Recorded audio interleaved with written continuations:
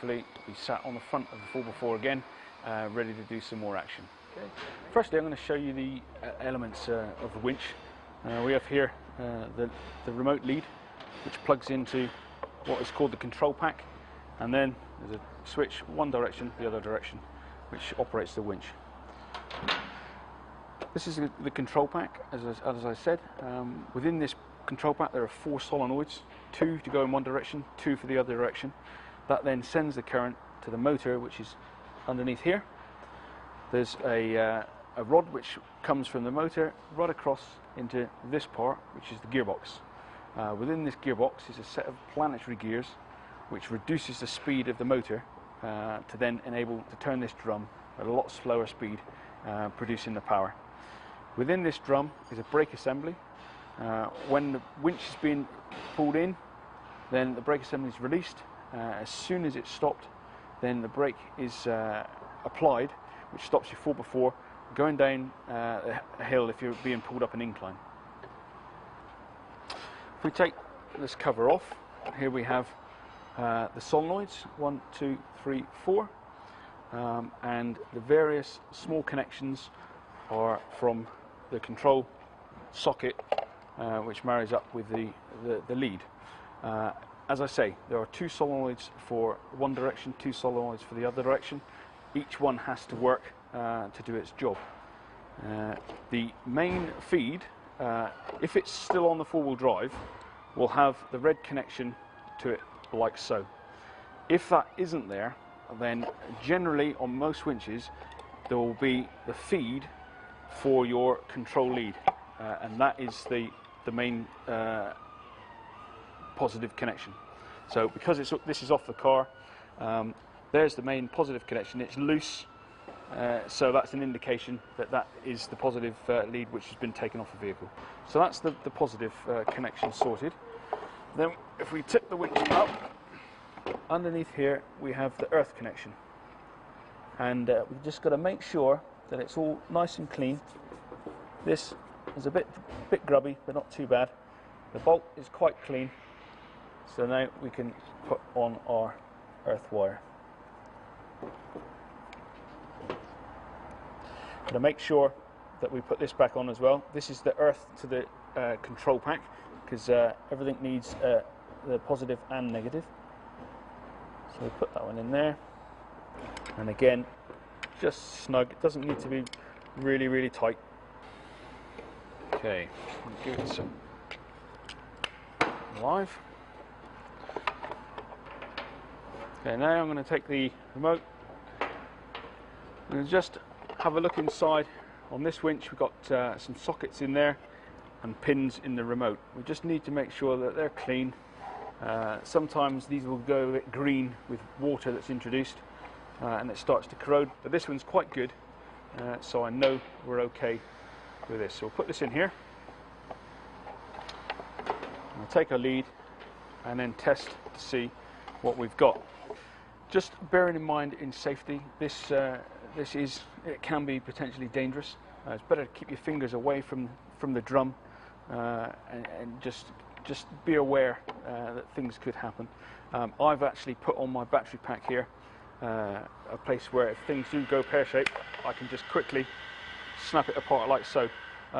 If it's on your 4-wheel drive and you're testing, obviously it's good practice to always have an isolator switch on your winch, so if something does go wrong you can quickly whip around and turn your isolator switch off. First of all, I'm going to try it one way and see what happens,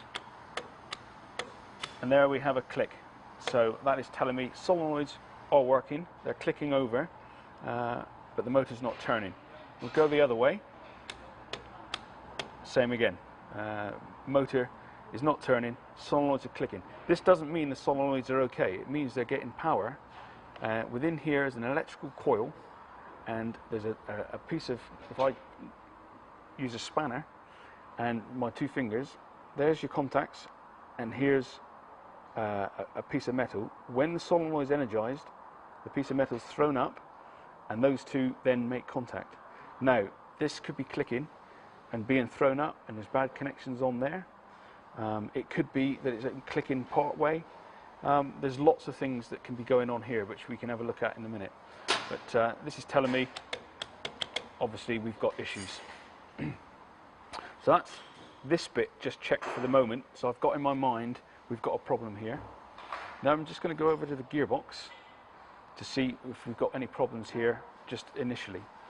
Gearbox is either what we call locked, where we can't turn the drum and we rely on the motor to turn the drum, or we put it in what's called free spool, and that's you disengage the gearbox so that then this drum will turn and the cable can be pulled out to where you need to go.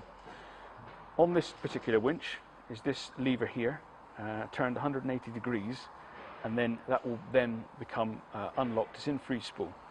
So I try and turn it, and there's my first problem already on the gearbox. I can't turn that. This is quite common on winches that have been left alone for some time.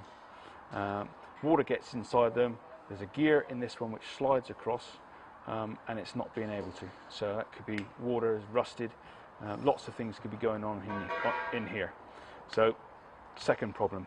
Okay, we're going to deal with this side of things at the moment. We've got solenoid issues, possibly motor. In my mind, I'm thinking because I can't go in or out, that could be the motor rather than solenoids. Generally with solenoids, you'll get one that goes wrong, and so then there's one direction that you can't go in. The other direction you can, because the other solenoids are okay. But we're going to test each solenoid to make sure that these are working before I go down that route.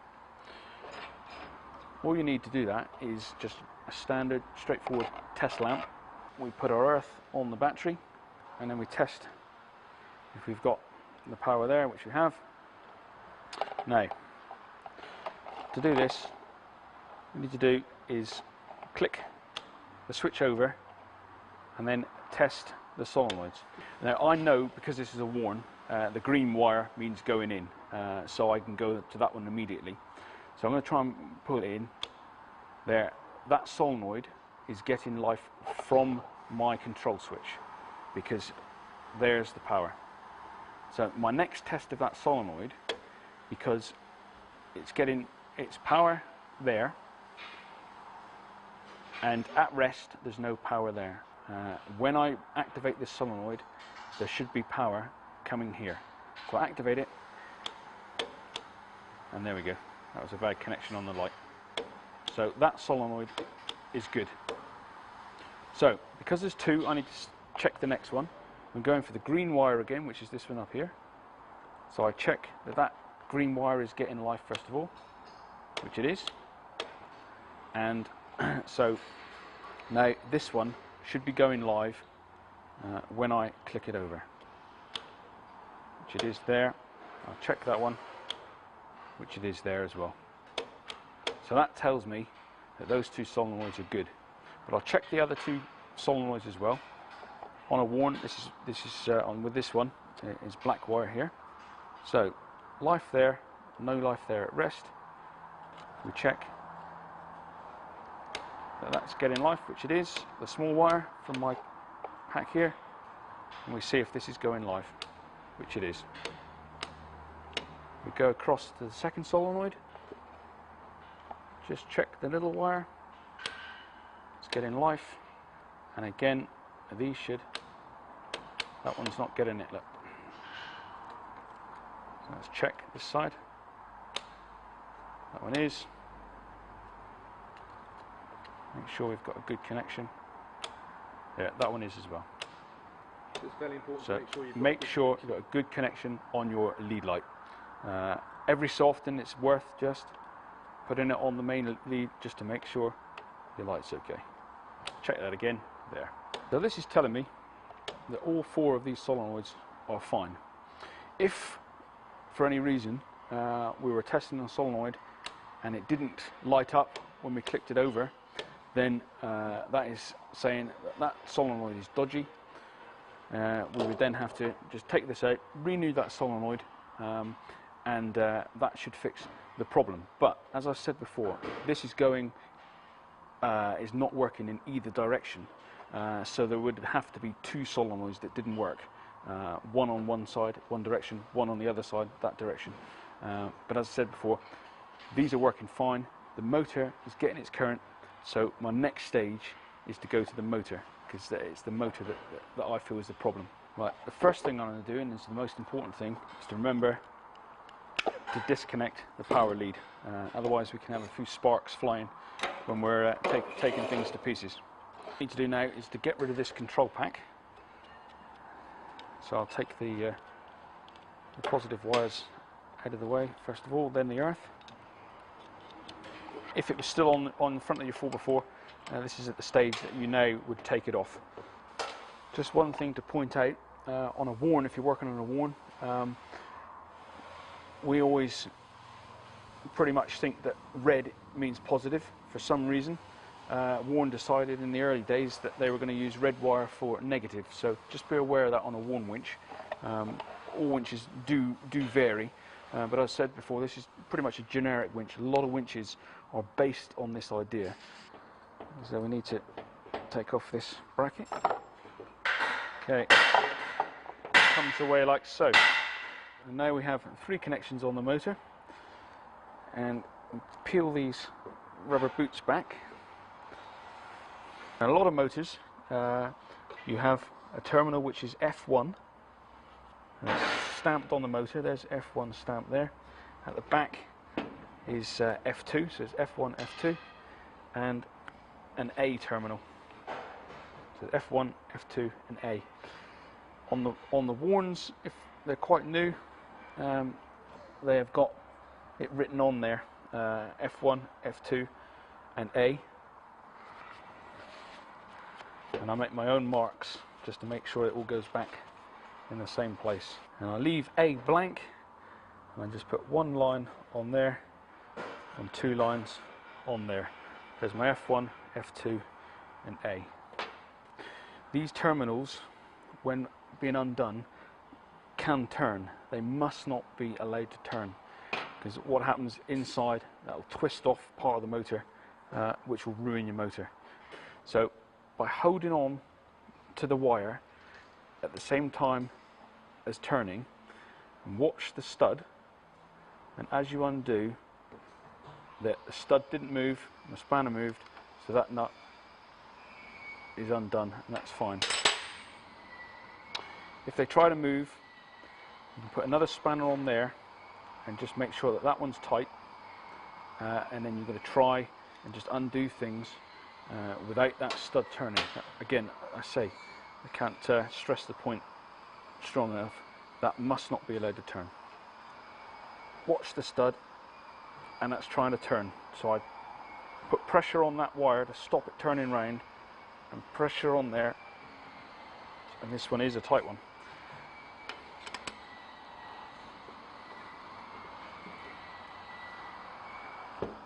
So I need to get my spanner on here and just tighten this one up a bit, and then he's undone. Right, there's 4 of these big screws on the side here, and within this motor are 4 magnets, and these are holding those magnets in place. So we don't need to undo those, just need to leave them alone, otherwise the magnets will come loose within the motor. Most motors are held on to these winches with 2 bolts at the back. These bolts run the length of the motor and are screwed into this end housing here. And as we undo, we've just got to be aware of how much pressure we need to put on them, because it's a long bolt and they will twist and they will snap. So we've just got to be careful on undoing, and I can feel already that's undoing nicely. If you think this is going to snap, one possibility we can do is to undo this other bar here. So we undo this bar, we pull this apart, withdrawing the motor. Put that to one side. We can now look at this face here, and we can see the end of the threads that correspond with that bolt. And if I get a screw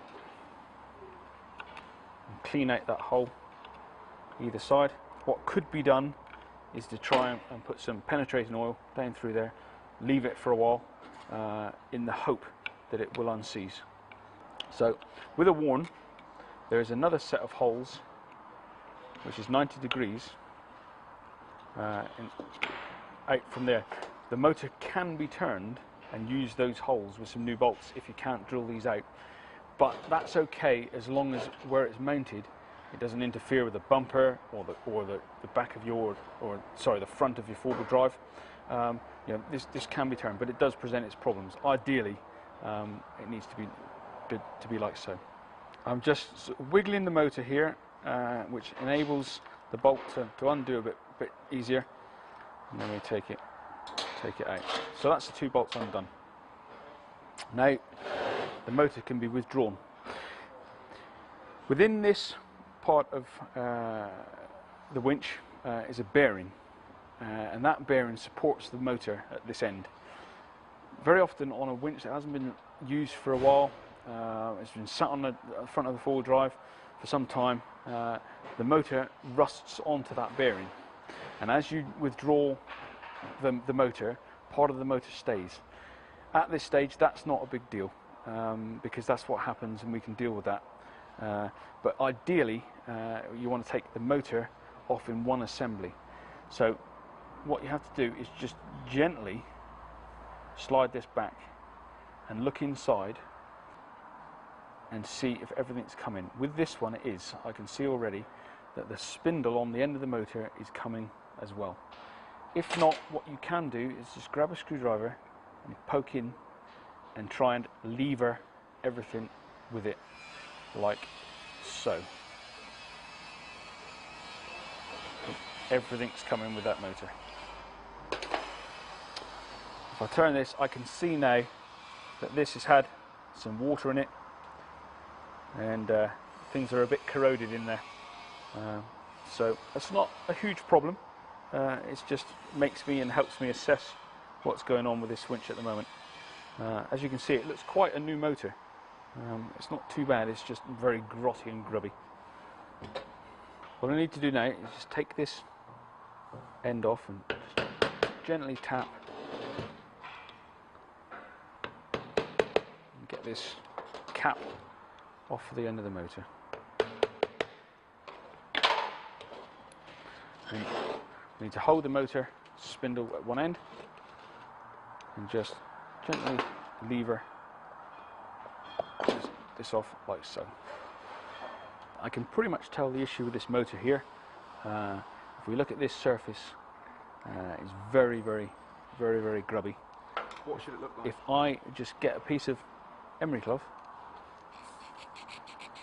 and just do that, you can now see the copper, and we've got some serious bad connections between these brushes and the armature. So this looks to me at the moment a good clean up, and we'll be back on the road. So now we need to take this piece out of this piece, and because these brushes are spring loaded, if you just pull it out, yes, it will fly to pieces, but they're all connected by these wires, so things aren't going to drop on the floor. But it's a lot easier on this particular motor. What we can do is hook this wire just around the back of here, like so. What does that do? And what that does now, that holds the brush in place because it can't fall out down through there. The spring is pushing against it, but it won't fall out. So I'll turn it around and I'll do the same with this one.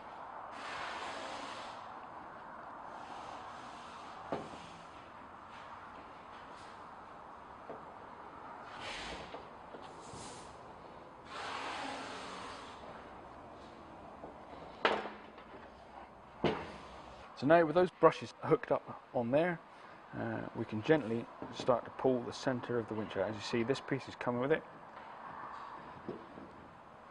and there we have the two parts. You can see already there's the nice clean. That's how that should look, and obviously is not. It just a very grubby motor. What we need to check is that these brushes are free to go in and out nicely, because one of the problems that we do get is these brushes stick in here, then it's worn away, and because they can't be continually pressed on there, we lose the connection. That's another reason why the motors won't work. So these brushes are going to be free to go in and out. And so we go around and check each one. Again, that one's moving. That's good. It's very typical fault on a winch is for brushes to be stuck. These can be cleaned up, but don't be tempted to spray a penetrating oil on these. I've done it in the past, and what happens then when you put it back together again, the penetrating oil, there's still a residue left, and that then ends up putting a residue on the armature, and then you get a bad connection after a very short period of time. These can be wiped off, washed off, but not coated with penetrating oil. The best thing, if you've got access to an airline in a workshop, great, blow it all out. If not, you just need to pop these brushes out very gently so the spring doesn't fly around, and just clean them off. Bit of emery tape, just get rid of all the grub. Now, as we look in here, going back to what I said earlier about these studs not being allowed to twist, we've got the windings of the motor there coming up and soldered on the end of that stud. So obviously if that stud's twisting, that will break that off and make a mess. There's a gap there and a gap there. These winches are designed that water can go in and it can come right out again. But as we saw on this motor, it was sat in water for a while, and then when it was out of the water, it wasn't used again, and so we've got just corrosion started, and it wasn't dried out. It just needed to be used. The worst thing of winches sitting on the front of a four-wheel drive is they just don't get used enough.